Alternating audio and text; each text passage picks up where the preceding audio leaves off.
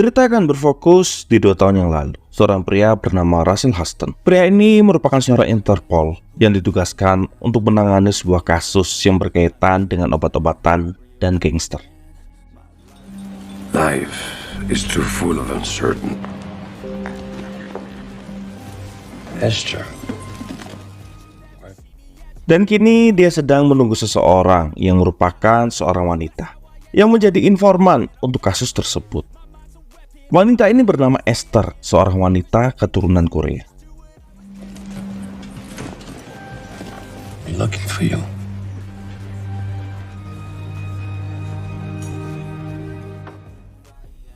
Namun sayangnya, Esther akan terungkap dan Russell meminta bila terjadi sesuatu, Esther segera memberitahu dirinya.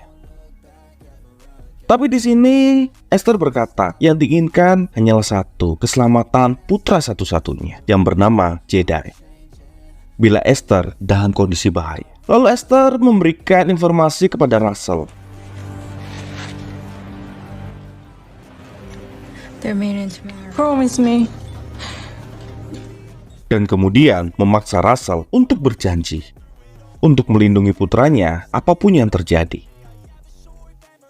Kemudian Esther pun berdiri, mengecup Russell lalu pergi. Russell pun hanya terdiam melihat itu.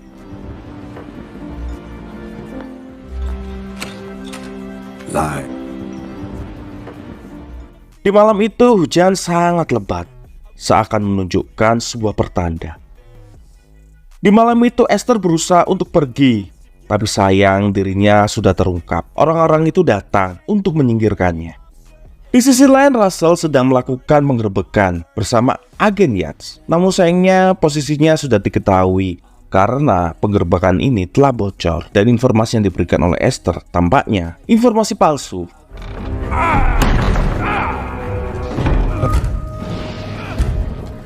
Sedangkan Esther berusaha untuk menghubungi Russell, namun sayangnya Russell juga dalam masalah. Dia tidak bisa membantu Esther untuk pergi dari tempat itu.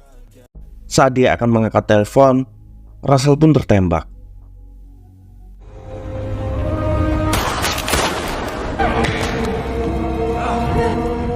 Kondisi Esther pun semakin terpojok.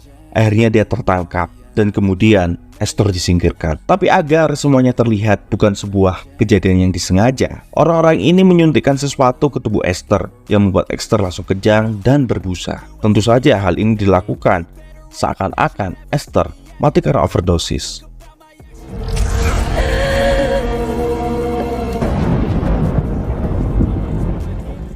Dua tahun telah berlalu. Terlihat di sini Russell masih menyesali atas kematian Esther di 2 tahun yang lalu. Kemudian ada sebuah telepon yang masuk. Yang menelpon merupakan Tuan Kim, sekaligus kakek dari Jedi dan ayah dari Esther. Di sini Tuan Kim meminta kepada Russell untuk menjemput cucunya yang tidak pulang setelah bermain bola. Tentu saja karena janji di masa lalunya, dia pun akan menjemput Jedi di suatu tempat. People in my space, and don't forget, Gus. Extended freeway.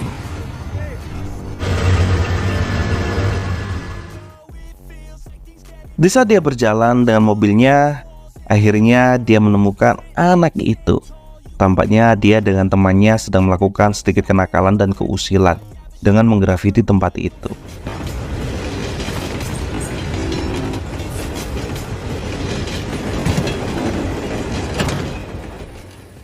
Setelah mengantarkan pulang Jedi, Russell langsung menemui Tuan Kim di tokonya. Tapi sayangnya Tuan Kim tidak terlihat. Sorry to disturb you. Fuck yourself. I work hard. You're an alcoholic. Sehingga Russell bertanya kepada penjaga toko, "Di manakah Tuan Kim?" Lalu dia berkata kalau Tuan Kim berada di belakang. Last, the neighborhood is getting rough. Tapi kemudian Russell mendengarkan pertengkaran. Entah siapa. Di saat Russell melihat, di situ terlihat Tuan Kim sedang bertengkar dengan salah satu pria yang ternyata pria ini adalah anaknya.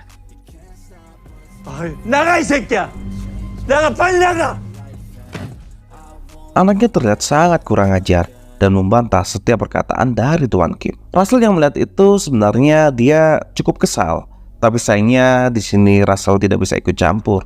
dan membiarkan kejadian itu begitu saja. Setelah menyadari keberadaan dari Russell, Tuan Kim langsung menyudahi obrolan dengan putranya, yang membuat putranya kesal dan mengobrak-abrik toko.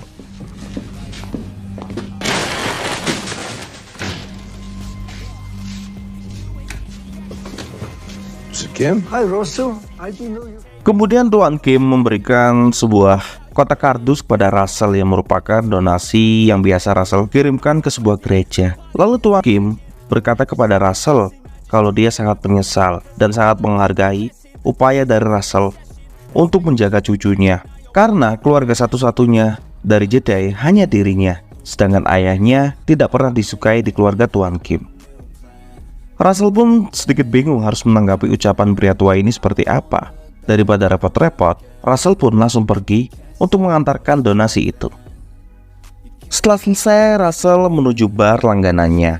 Di sana dia masih merenungi kematian Esther dan kemudian meminta minuman kepada bartender. Sambil menikmati minumannya, tiba-tiba agen Yates, orang dari masa lalunya, datang ke tempat itu. Agen Yates meminta kepada Russell untuk kembali ke satuannya, karena mereka masih sangat membutuhkan Russell untuk menyelesaikan beberapa kasus yang terhenti beberapa tahun yang lalu, seperti siapakah tua dari geng Korea atau pelaku dari pembunuhan Esther. The zombie drugs? Yeah, they eat you. Out of it. Yeah. Last time thing. Tapi sayangnya di sini Russell tidak tertarik, bahkan dia tidak ingin ikut campur dan tahu apapun mengenai penyelidikan itu. Agen Yates berusaha untuk meyakinkan Russell, tapi sayangnya keputusan Russell sudah bulat, jadi dia langsung meninggalkan Yates begitu saja. You know you'll be back. You can't stay away. Di sisi lain kita akan diperlihatkan anak dari Tuan Kim yang ternyata di sini merupakan ketua dari gangster Korea yang mengendalikan peredaran obat di tempat itu. Dan yang lebih mengejutkan, ternyata Mr. Kim merupakan salah satu petinggi di gangster itu. Tapi sayangnya si anak tidak terlalu puas dengan keputusan si ayah yang menganggap ayahnya sudah lemah karena menganggap semuanya sama seperti dulu, di saat semua orang masih bisa mengerti dan sangat rukun. Jadi dia berencana untuk memberikan sedikit pelajaran kepada si tua bangka itu. Fucking around. 이는 아버지는 남자다웠냐? Dan entah apa yang akan dilakukan oleh dia. Di sisi lain, Russell sudah sampai di apartemennya. Tampaknya di sini Russell masih mengingat perkataan dari Yates yang meminta dia untuk membantu mereka mencari siapa pembunuh dari Esther. Dan ternyata Esther bukanlah sekedar informan bagi Russell, karena sebenarnya Russell memiliki hubungan yang cukup spesial dengan Esther, yang membuat pekerjaan itu menjadi sangat sulit bagi dirinya. Tapi bayangan akan Esther terus menghantui dirinya. Bahkan detik-detik kematiannya pun masih sangat dikenang oleh Russell. Di saat momen-momen sendu itu, tiba-tiba tetangga dari Russell yaitu Chris memutar musik dengan sangat keras yang membuat Russell menjadi sedikit jengkel dan langsung mendabraknya. Hey man, what's up? I'm really sorry, man. I just. Terlihat di sini Chris sedang berpesta dengan beberapa gadis dan Russell meminta dia untuk mengecilkan suaranya. Chris pun sangat kesal dengan kelakuan dari pria ini yang seringkali membuat hidupnya menjadi tidak tenang. Di pagi harinya seperti biasa Russell terbangun dari tidurnya. Dia langsung menyeduh kopi, tapi sayangnya kopi itu dicampur dengan sebuah minuman. Ternyata di sini Russell sudah sangat kecanduan, karena mungkin kejadian di 2 tahun yang lalu membuat dia menjadi sangat trauma. Setelah itu Russell menjemput Jedi di sekolahnya, tapi sayangnya di saat dia akan menyalakan sebatang rokok, Russell ditegur oleh salah satu guru di tempat itu, yang membuat Russell dan guru itu sedikit mengobrol, yang mana guru itu ingin tahu siapakah dirinya. Dan sang guru mengira kalau Russell merupakan ayahnya, tapi Russell menjelaskan kalau dia bukanlah ayahnya, hanyalah orang yang dipercaya untuk menjaga Jedi. Tak selang lama Jedi pun akhirnya pulang, dan mereka berdua pun masuk ke dalam mobil. To do this, but the kid. Akhirnya mereka pun sampai di rumah Jedi. Di sini, Russell bertanya mengenai hubungan mereka dengan Dayun, yaitu paman dari Jedi. Tapi di sini, Jedi tampak tidak ingin terlalu membicarakan hal itu mengenai konflik keluarga mereka. Lagi pula Russell bukanlah siapa-siapa, jadi dia tidak berhak tahu tentang apa yang terjadi. Russell pun tidak bisa berkata-kata karena memang benar perkataan dari bocah ini. Lalu Jedi pun turun dari mobil dan kembali ke rumahnya. Hey, Jaden. Namun sayang, saat mobil Russell pergi, ternyata Jedi tidak pulang ke rumah. Dia menghampiri sebuah mobil yang di sana terdapat pamannya, Dae-yoon. Entah akan melakukan apa. Kemudian mereka pun pergi dari tempat itu. Di malam harinya Russell sampai di toko Tuan Kim. Di sana dia langsung masuk dan Tuan Kim berkata kalau ada beberapa donasi yang harus dia kirimkan dan kemudian dia akan segera tutup. Tapi tak selang lama datang dua orang pria yang tampaknya mereka ingin membuat masalah di tempat itu. Saat mereka masuk, dia langsung meminta uang kepada Mr. Kim. Tapi tentu saja Mr. Kim tidak mengubris hal itu karena dia tahu pasti kalau mereka bukanlah preman, melainkan anggota gangster dari geng Rusia. Di sini pemimpin mereka yaitu Lazar ingin memperingatkan Tuan Kim dan juga memberikan salam.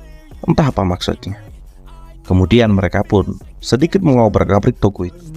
Lazar sends his regards. Russell yang mendengarkan keribatan itu langsung keluar. Tapi dia tahu kalau di luar sedang terjadi masalah, jadi dia berpura-pura mabuk dan menghampiri salah satu pria. Kemudian langsung mengajar pria itu yang membuat pria satunya langsung mengarahkan senjata dan meletuskannya ke arah Russell. Tapi sayangnya malah terkena temannya sendiri.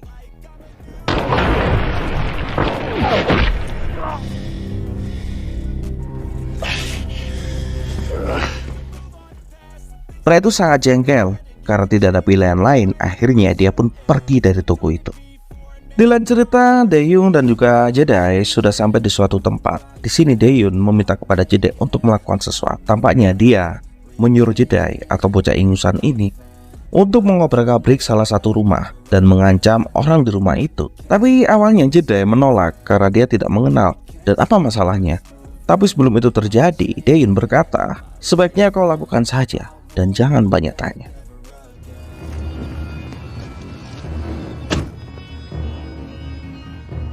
Tapi di saat Russell akan pergi, dia bertemu dengan dua polisi yang akan menuju toko Tuan Kim.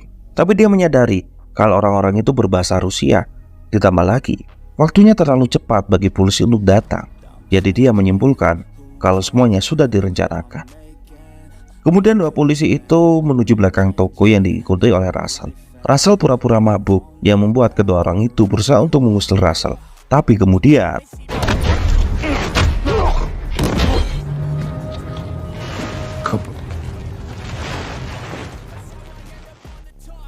Russell langsung mengajar kedua pria itu, yang membuat kedua pria itu entah tewas atau pingsan, dan Russell berusaha menutupinya.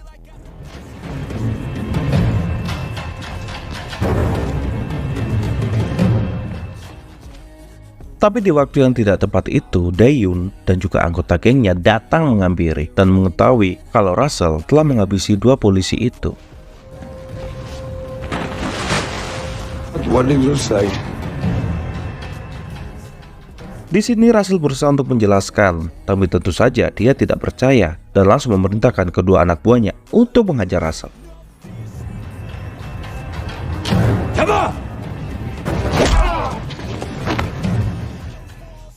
Tapi sayangnya tidak secepat itu kawan. Kalian pikir Russell adalah pria tua lemah, tapi sayangnya kalian salah.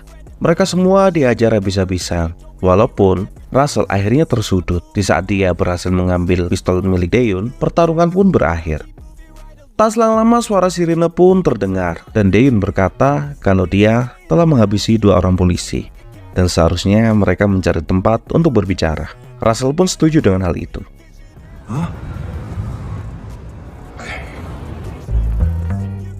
Kemudian mereka sampai di suatu tempat dan duduk. Di sini Russell berusaha untuk mengobati lukanya dan mengompres. Begitu pula dengan orang-orang itu. Dae-yoon berkata kepada Russell, kau pikir kau mengenal keluargaku dan menganggap dirimu adalah bagian dari kita. Tapi sayangnya tidak. Kau tidak pernah tahu apa-apa tentang keluarga. Kemudian Russell menjawab kalau dia sangat mengetahui apa yang kalian lakukan. Begitu pula perseteruan mereka dengan geng Rusia. Dan dia juga mengatakan kalau Lazar, ketua dari geng Rusia, sedang berada di LA. Semua analisa dan perkataan dari Russell sangatlah benar yang membuat Dae-yoon sedikit kesal terhadap Russell. Tapi apa mau dikata, semua yang dikatakan adalah sebuah kebenaran.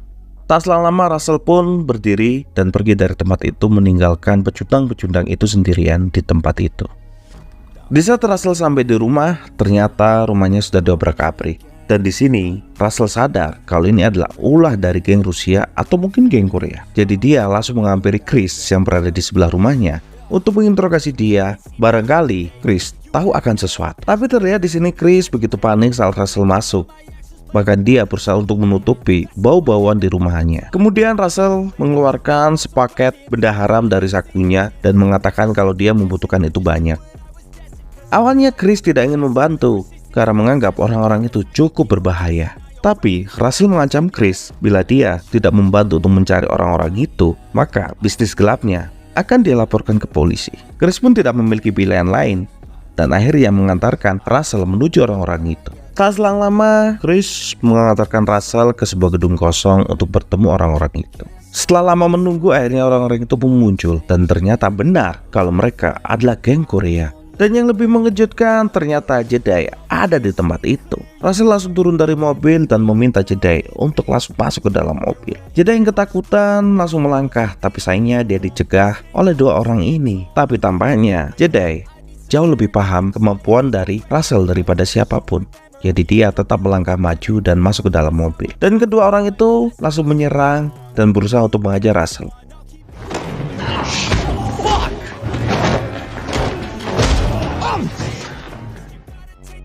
Tapi sayangnya Russell masih terlalu kuat untuk kedua orang ini. Dan kedua orang ini pun langsung dihajar.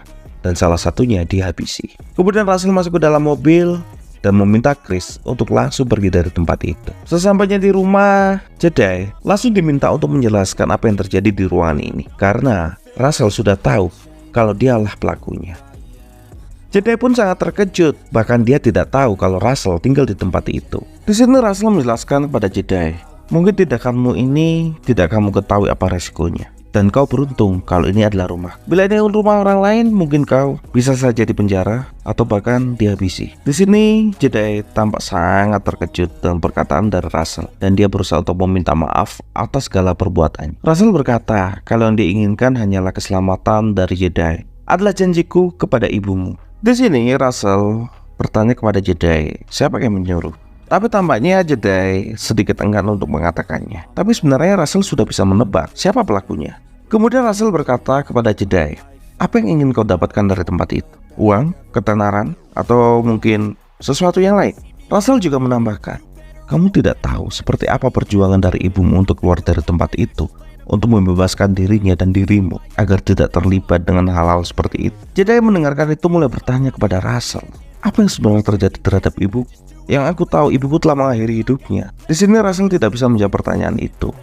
Mungkin dia tidak tega mengatakan yang sebenarnya. Tapi yang bisa Jedi tahu bahwa sebenarnya Russell sangat mencintai ibunya.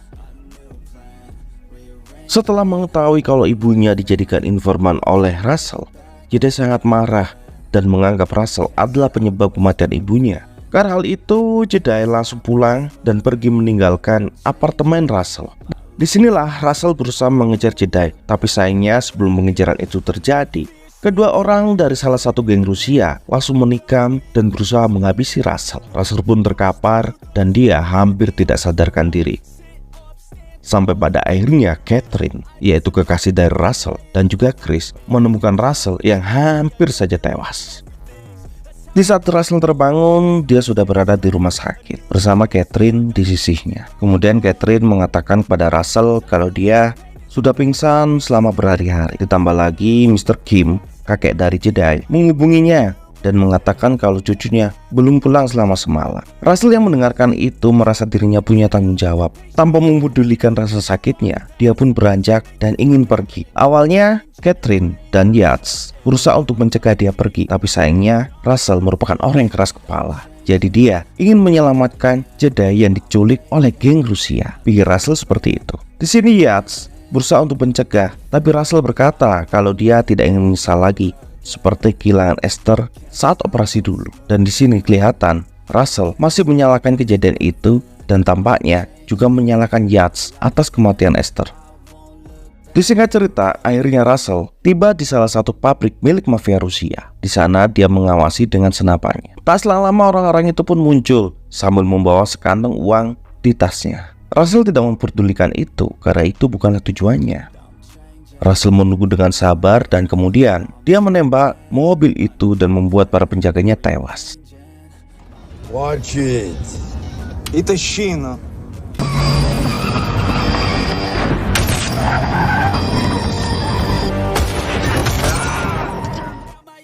Kemudian menghampiri orang yang masih selamat. Di sini, Russell menanyakan keberadaan Jedi kepada pria ini, tapi sayangnya pria ini tidak mengetahui apapun. Kemudian Russell langsung menghabisi pria ini dan langsung pergi untuk mencari keberadaan Lazar yang merupakan pemimpin dari mafia Rusia. Disingkat cerita, akhirnya Russell sampai di salah satu klub milik Lazar. Di sana dia langsung menyusup ke dalam klub dan menghabisi salah satu orang kepercayaan dari Lazar.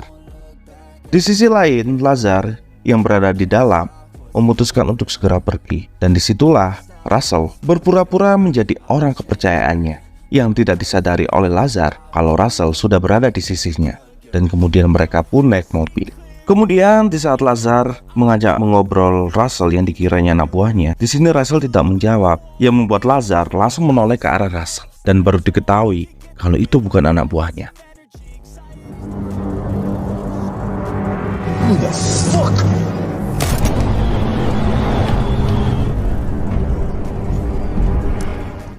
Russell mengetahui dirinya telah ketahuan, langsung menghabisi salah satu penjaga di dalam mobil itu dan langsung menodong ke arah Lazar dan berkata, "Di manakah anak itu?" Lazar tidak menjawab pertanyaan dari Russell, tapi dia mengancam ke arah Russell. "Mungkin kau bisa membunuhku kali ini, tapi kau tidak akan pernah bisa tenang hidup di kota ini." Salah satu penjaga yang sedang menyetir mobil itu langsung menghunuskan pisaunya ke arah Russell. Di sini Russell terluka, tapi dia mampu bertahan dan langsung membalikkan keadaan. Terjadi pertarungan yang sangat sengit di dalam mobil. Kemudian mobil itu akhirnya berhenti. Di sini Lazar dan juga Russell langsung melanjutkan pertarungannya di luar. Awalnya Lazar berhasil menyudutkan dan menembak, namun kemudian pelurunya habis dan akhirnya Russell berhasil membalikkan keadaan.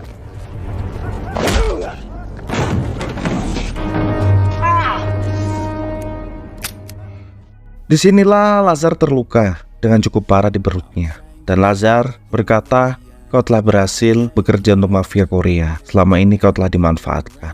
Orang yang kau cari tidak pernah bersamaku, mereka yang membawanya. Ditambah lagi, kau tidak pernah tahu identitas dari mafia Korea. Kau telah membantu mereka untuk menyingkirkanku." Russell terdiam mendengarkan itu, dan dia langsung berpikir, tampaknya apa yang dikatakan Lazar itu adalah sebuah kebenaran.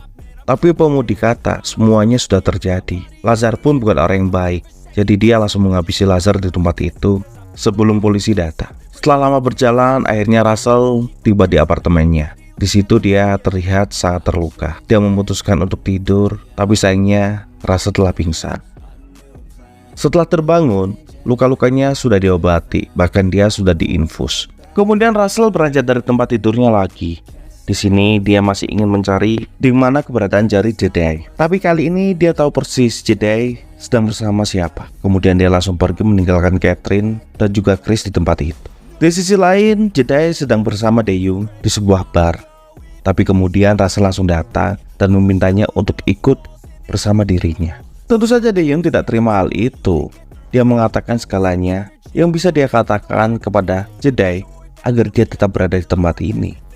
Tapi kemudian Russell menceritakan sebuah kebenaran. Kalau pamannya ini yang telah menghabisi ayah kandungnya, yang membuat Jedi tidak punya pilihan lain selain mengikuti Russell.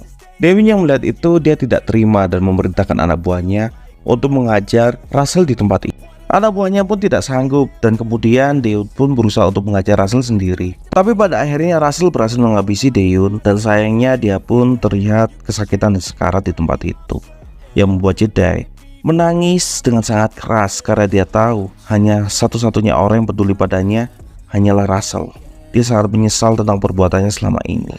Beberapa hari pun berlalu. Kali ini Claire hanya memandangi apartemen milik Russell. Dia sangat sedih tentang apa yang terjadi. Tapi sayangnya Russell masih hidup.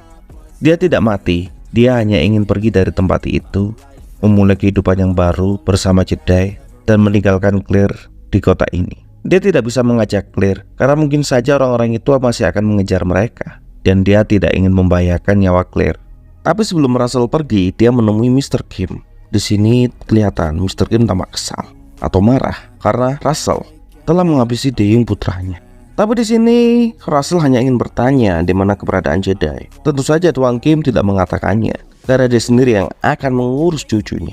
Dia tidak akan mengatakan di mana Jedi saat ini. Dan Tuan Kim mengatakan, sebaiknya pertemanan kita selama 2 tahun ini kita akhiri karena kau telah membunuh putra. Russell hanya terdiam mendengarkan itu. Kemudian dia bertanya mengenai isi donasi. Kemudian Mr. Kim menjelaskan kalau itu merupakan sesuatu yang dipikirkan oleh Russell, yaitu Vlaka atau sesuatu obat yang bisa sangat memabukkan. Russell hanya terdiam, dia tidak ingin ikut campur dengan urusan itu.